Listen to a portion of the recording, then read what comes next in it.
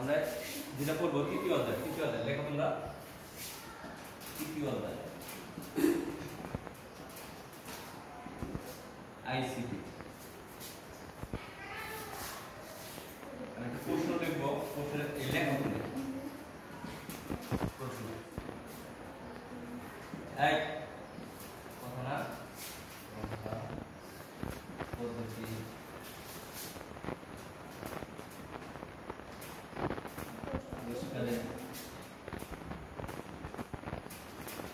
কথা না বর্ণনা করো। সংখ্যা পদ্ধতি আবিষ্কারের ইতিহাস বর্ণনা করো। 2 সংখ্যা পদ্ধতি বলতে কি বুঝো? প্রকার বর্ণনা করো।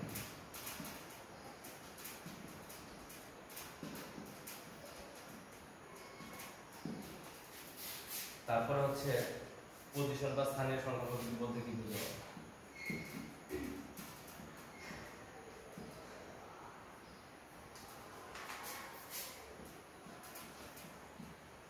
স্থানীয় সংখ্যা পদ্ধতি বলতে কি বুঝো? বর্ণনা করো।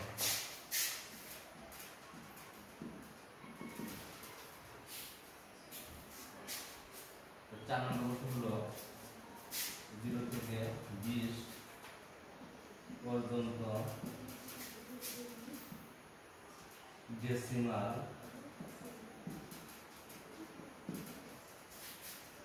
সংখ্যা বাইনারি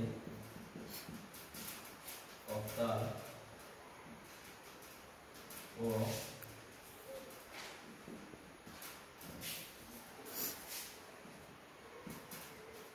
সংখ্যার সব দেখো 5 বিট বাইট